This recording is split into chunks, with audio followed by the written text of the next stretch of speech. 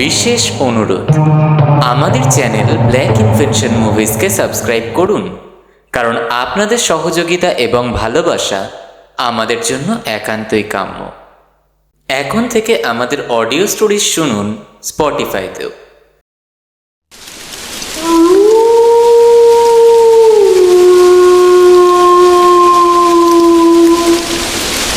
Black Invention.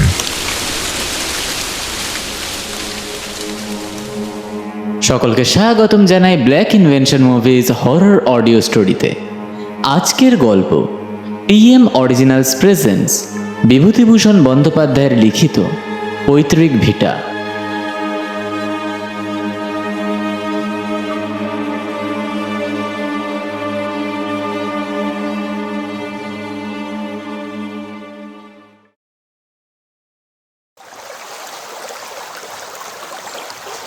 Madhumati নদীর ওপারেই সেকালের প্রকাণ্ড কোঠাবাড়িটা।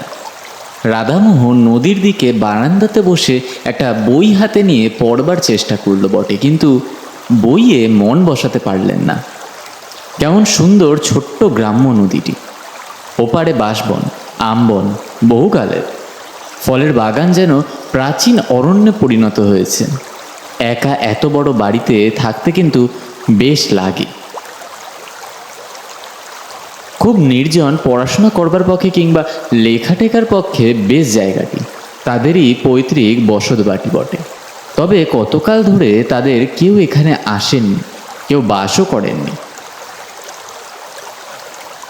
রাধামোহনের বাবা শ্যামাকান্ত চক্রবর্তী তার বাল্য বয়সে এ গ্রাম ছেড়ে চলে যান মেদিনীপুরে তার মামার বাড়ি। সেখান থেকে লেখাপড়া শিখে মেদিনীপুরে ওকালতি করে বিস্তর অর্থ উপার্জন করেন এবং সেখানে বড় বাড়ি ঘর তৈরি করেন। গ্রামে যে একেবারেই আসেননি তা নয়, তবে সে দু একবারের জন্য এসে বেশি দিন থাকেনও নি।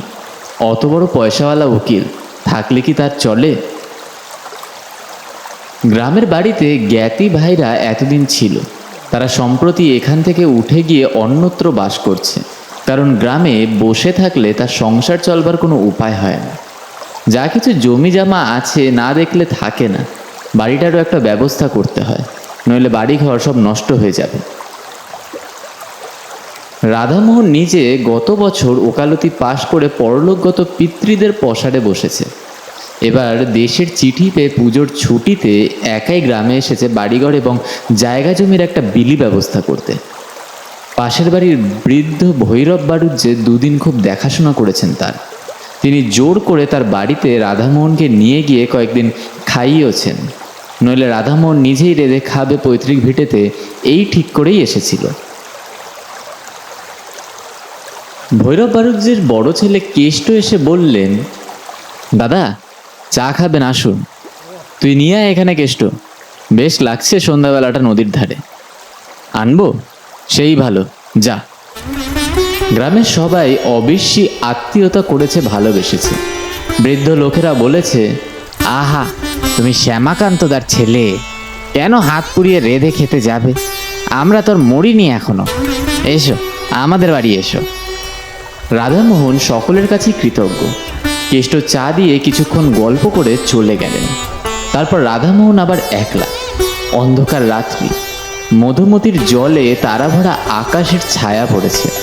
রাধামোহন বসে বসে ভাবছে, এই এত বড় বাড়িটা তার ঠাকুরদাদা তৈরি করেছিলেন কেন এখানে? সেকালের পুলিশের দারোগা ছিলেন তিনি। অনেক পয়সা রোজগার করেছেন বটে, কিন্তু বৈশ্বিক বুদ্ধি ছিল না সেকালের লোকেদের। এই বন জঙ্গলে ভরা গ্রামে কেউ পয়সা খরচ করে বাড়ি আবার বানায় নাকি? কি কাজে আসছে এখন? আচ্ছা, সুরকির কলওয়ালারা বাড়িটা নেয়, তাহলে পুরনো ইটের দরে বাড়িটা বিক্রি করা যায়। খুট করে কিসের যেন শব্দ শোনা গেল। রাধামোহন দেখলেন একটি 10-11 বছরের টুকটুকে ফর্সা মেয়ে ঘরের দোয়ার আড়াল থেকে উঁকি মারছে। ঘরের মধ্যে হ্যারিকেন জ্বলছে, বারান্দাতে সামান্য আলো এসে পড়েছে, সুতরাং একেবারেই অন্ধকারে সে কিন্তু বসেনি। ভৈরব বাড়ুজ্যে একবার ছেলে পাঠায়, একবার মেয়ে পাঠায়, লোকটা খুব যত্ন করছে বটে। রাধামোহন বললেন, কি খোকি, ভাত হয়েছে বুঝি? একটু পরে মেয়েটি সংকোচের সঙ্গে বাইরে এসে দাঁড়ায়। রাধামোহন বললেন, তোমার নাম কি? মেয়েটি বললেন, লক্ষ্মী। রাধামোহন বললেন, বেশ নাম, পড়ো। মেয়েটি বললে, হুম। রাধামোহন বললেন, গান জানো? মেয়েটি জবাব দিলেন, হুম। রাধামোহন হেসে বললেন, তবে তো মুশকিল দেখছি, বিয়ের বাজারে তুমি যে বিপদে পড়বে। রান্না? বালিকা ঘাড় নেড়ে জানায় সে জানে। রাধামোহন বললেন, ওই একটা গুণ রয়েছে তোমার, তা কি কি রান্না জানো?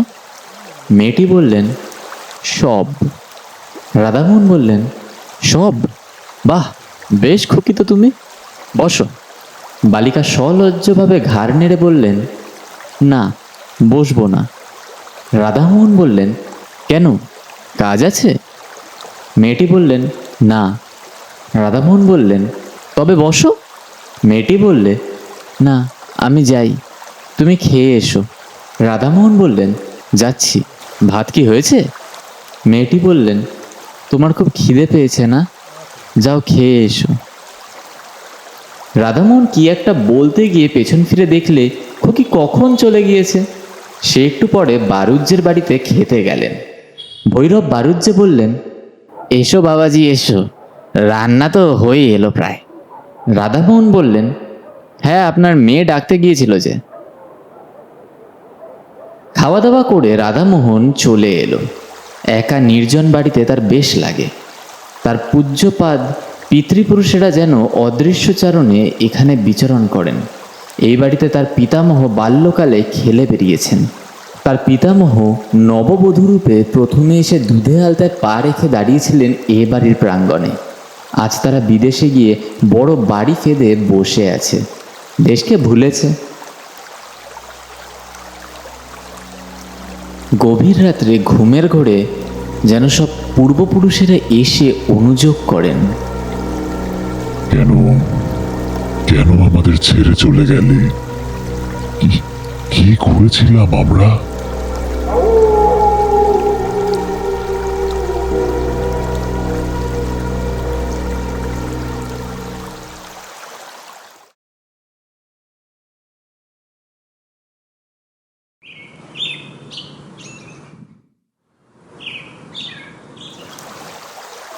পরের দিন সকালে উঠে সে নিজের জমি জমা নিয়ে ব্যস্ত রইল। সারাদিন কাটল। সে ভাবে, রাত্রে বারান্দাতে বসেছি, আবার সেই খুকিটি এসে দরজার আড়ালে দাঁড়ালো। প্রথমটা রাধামোহন টের পায়নি, বড় লাজুক মেয়ে, নিঃশব্দ চরণে কখন এসে যে দাঁড়ায়। রাধামোহন বললেন, ও খুকি। মেয়েটি বললেন, হুম। রাধামোহন বললেন, ভাত হয়েছে নাকি? মেয়েটি বললেন, আজ দেরি হবে, মাংস রান্না হচ্ছে তোমার জন্য। রাধামোহন বললেন, সত্যি? তবে তো আজ একটা ফিস্টের ব্যবস্থা। ও, তুমি বুঝি আবার ফিস্ট বুঝতে পারলে না? ভোজ, ভোজ যাকে বলে, কি বলো? খুকি হেসে চুপ করে রইল। বেশ মেয়েটি, বেশি কথা বলে না, শান্ত সলজ্জ ব্যবহার। রাধামোহন বললেন, তা তোমার মামাবাড়ি কোথায় খুকি? মেয়েটি বললেন, ভুলে গিয়েছি। রাধামোহন বললেন, ভুলে গিয়েছি কীরকম, সেখানে যাও না? খুকি ঘাড় নেড়ে বললে, না। রাধামোহন হাসি পেলে খুকির কথায়, বেশ নিঃসংকোচ ভাব ওর। খুকি আর বললে, তুমি একা এসেছো কেন? রাধামোহন হাসতে হাসতে বললেন, কেন বলো তো? বৌঝিদের নিয়ে এসো, এত বড় বাড়ি পড়ে আছে, আমোদ করুক। রাধামোহন বললেন, তোমার তাই ইচ্ছা খুকি? খুকি বললেন, খুব, আমি তো তাই চাই। রাধামোহন বললেন, কেন? খুকি বললেন, কতকাল এ বাড়ি এমনই পড়ে আছে না, কেউ পিদিম দেয় না। এ কথাটা ওর মুখ থেকে শুনে রাধামোহন আশ্চর্য হলো। এতটুকু মেয়ের মুখে এমন কথা, পাকা গিন্নির মতো। ও কৌতুকের সঙ্গে বললে, তোমার তাতে খারাপ লাগে নাকি? মেয়েটি বললেন, না, লাগে না। তোমরা সবাই এসো, বাড়িতে শাক বাজুক, সন্ধ্যের পিদিম দেওয়া হোক। কথা শেষ করেই সে ব্যস্তভাবে বললে, তোমার খুব খিদে পেয়েছে না? বড্ড রাত হয়ে গেল। রাধামোহন বললেন, না না, এমন আর বেশি রাত কি। মেয়েটি বললেন, তোমার আবার সকালে খাওয়া অভ্যেস। রাধামোহন বললেন, তুমি কি করে জানলে খুকি? অস্ফুট হাসির সুর শোনা মাত্র গেল, কোনো উত্তর কিন্তু এলো না। একটু পরে মাথা দুলিয়ে দুলিয়ে খুকি বললেন, ভালো লাগে, বড্ড ভালো লাগে। রাধামোহন ওর দিকে চেয়ে বললে, কি ভালো লাগে খুকি? এই তুমি আজ এসেছো, কেউ তো কখনো আসে না এ বাড়িতে। তুমি যাও, মাংস রান্না হয়ে গিয়েছে। রাধামোহন বললেন, হয়ে গিয়েছে? তুমি কি করে জানলে? খুকি হেসে বললে, আমি জানি যে, যাও তুমি। রাধামোহন বললেন, দাঁড়াও, আমি মুখটা ধুয়ে আসি, একসঙ্গে যাব। মুখ ধুয়ে এসে কিন্তু রাধামোহন খুকিকে আর দেখতে পেল না।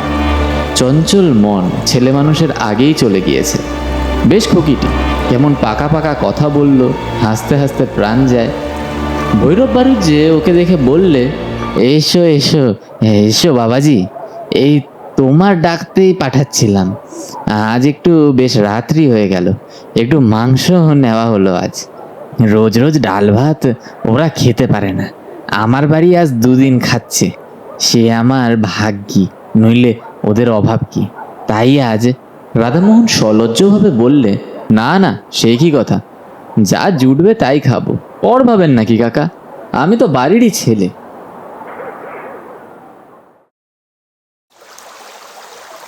পরদিনও আবার কিন্তু খুকি সন্ধ্যার সময় এসে হাজির। রাধামোহন বললে, এসো খুকি, তোমার কথাই ভাবছিলাম। খুকি হেসে বলল, আমার কথা? রাধামোহন বললে, সত্যি তোমারই কথা। খুকি ছেলে মানুষইভাবে ঘাড় দুলিয়ে বললে, কেন? আমি জানি। তুমি জানো? জানি, কিন্তু বলবো না। রাধামোহন আজ খানিকটা সন্দেশ আনিয়ে রেখেছে, খুকিকে দেবে বলে। অবশ্যই আনিয়েছিল হরিনন্দীর চাকর অমূল্যকে দিয়ে, ইসলামকাটির বাজার থেকে। ইসলামকাটির সন্দেশ এই অঞ্চলে কিন্তু বিখ্যাত। অমূল্য দেখা যাচ্ছে গল্প করে বেরিয়েছে।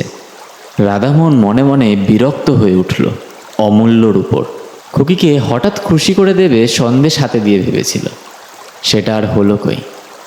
তবুও রাধামোহন বললেন, না, তুমি জানো না খুকি। কি বলো তো? খুকি মৃদু মৃদু হেসে বললে, জানি আমি। ওর হাসির মধ্যে এমন একটা বিজ্ঞতা আছে যে রাধামোহন আর কোনো প্রশ্ন করল না। ও জানে, ওর মৃদু হাসির মধ্য দিয়ে সে কথা বোঝা গেল। অমূল্যটা আচ্ছা তো, পাড়াগাঁয়ের লোকের পেটে কোনো কথা আর থাকে? খুকি আবদারের সুরে বললে, কই, দাও আমাকে সন্দেশ। রাধামোহন ব্যস্ত হয়ে ওকে সন্দেশ দিতে গেল, কিন্তু ওকে আর সেখানে দেখা গেল না। চঞ্চলা বালিকা কখন যেন হঠাৎ চলে গিয়েছে। ওর ধরন বড় আশ্চর্য রকমের। আহারে, সময় ভৈরব বাড়ুজ্যের বাড়িতে ও সন্দেশটা নিয়েই গেল। বললে, খুকি বড় লাজুক, তখন চলে এলো। ওকে একটু এই ভৈরব বাড়ুজ্যে হেসে বললে, খুকি বুঝি তোমার কাছে গিয়েছিল? রোজই যায়, গল্প সল্প করে। তাই নাকি? হ্যাঁ, ও একটু লাজুক বটে, খুব ছেলে মানুষ তো। পরদিন সন্ধ্যায় খুকি আবার নির্দিষ্ট স্থানটিতে এসে দাঁড়ালো বারান্দাতে। রাধামোহন বললে, কাল অমন করে চলে গেলে কেন তুমি? আমি ভারী রাগ করেছিলাম কিন্তু। খুকি হেসে চুপ করে রইল। খেয়েছিলে সন্দেশ? খুকি বললেন, বারে, যখন তুমি বললে, ওই তো আমার খাওয়া হয়ে গেল। পরক্ষণেই সে যেন স্নেহের সুরে বললে, তুমি এসেছো, আমার কত ভালো লাগছে। বাড়িতে পিদিম জ্বলছে, একা একা কি ভালো লাগে? রাধামোহন বললেন, শহরে যাবে? চলো আমার সঙ্গে চলো। খুকি বললে, আমার এখানেই ভালো, ওসব আমার ভালো লাগে বুঝি। রাধামোহন বললে, বাহ, কত টকি ছবি, কত খাবার দাবার। খুকি বললেন, হকগে, আমার তাতে কি, তুমি আবার আসবে বলো। রাধামোহন বললেন, আসবো নিশ্চয়ই, কেন আসবো না। খুকি বললেন, এতদিন তো আসোনি, ভিটেতে সন্ধ্যের সময় পিদিম জ্বলেনি তো, আচ্ছা আসি আজ, তুমি তো মঙ্গলবার যাবে। রাধামোহন একটু আশ্চর্য হলো। মঙ্গলবার সে যাবে বলেছিল ভৈরব বারুজ্যকে। ভৈরব কাল আবার বাড়িতে গল্প করেছে নাকি? তারপর দুদিন রাধামোহন বৈষয়িক কাজে অন্য গ্রামে গিয়ে রইল। সোমবার অনেক রাত্রে নৌকা যোগে সে গ্রামে ফিরল বটে, কিন্তু ভৈরব বারুজ্যের বাড়ির কারোর সঙ্গে অত রাত্রে আর দেখা করলেন না। ঘরে চিড়ে ছিল, তাই খেয়ে রাত কাটালো। পরদিন সে যাওয়ার জন্য তৈরি হচ্ছে। ভৈরব এসে বললেন, বাবাজি, কাল কত রাত্রে এলে? খেলে কোথায়? আমাদের ডাকা তো তোমার উচিত ছিল, তুমি তো ঘরের ছেলে, এত লজ্জা করো কেন? ছি।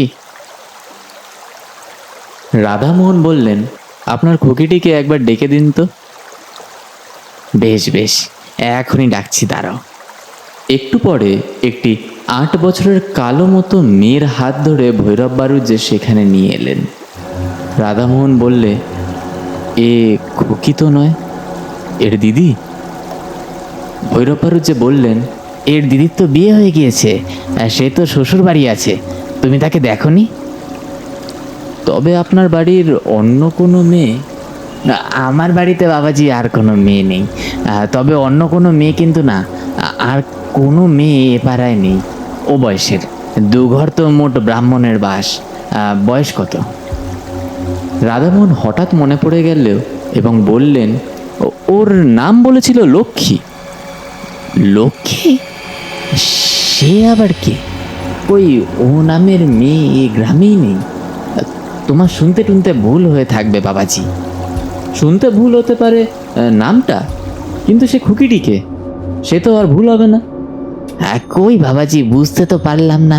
ও বয়সের ও নামের মেয়ে আমাদের পাড়ায় কেউ নেই ঠিকই। রাধামোহন চিন্তিত মনে বিদায় নিলে। আশ্চর্য ব্যাপার, খুকি বা আর দেখা করতে এলো না কেন? গ্রাম থেকে ফেরবার 2 বছর পর রাধামোহন তার পিসির বাড়ি গিয়েছে জব্বলপুরে। সেখানে পুরনো ফটো অ্যালবাম খুলতেই দেখতে দেখতে একটি মেয়ের ফটো চোখে পড়ল। এই মেয়েটিকে সে যেন কোথায় দেখেছে, ঠিক মনে পড়ল না। পিসিমাকে ডেকে ফটোটা দেখাতে তিনি বললেন, একে তুই দেখবি কোথায়? ও তো আমার ছোট বোন, তোর ছোট পিসি। 12 বছর বয়সে মারা যায়। তখন তুই কোথায়? তোর মার বিয়েও হয়নি। আমরা তখন সব আমাদের গায়ের বাড়িতেই থাকি। তারপর পিসিমা যেন কতকটা অপমানেই বললেন, আহা, একটু একটু মনে হয় ওকে, বেশ দেখতে ছিল। সে আর 40 বছরের কথা। তারপর তোর বাবাও দেশ ছেড়ে মেদিনীপুরে চলে এলো। দেশের বাড়িতে যাওয়াই হয়নি। বিয়ের পর আমি একবার মোট গিয়েছিলাম, সেও আজ 20 বছর আগের কথা। রাধামোহন অবাক হয়ে চেয়ে রইল অ্যালবামখানা হাতে করে। হঠাৎ মনে পড়তে বললে, কি নাম ছিল ছোট পিসিমার? পিসিমা উত্তর দিলেন, লক্ষ্মী।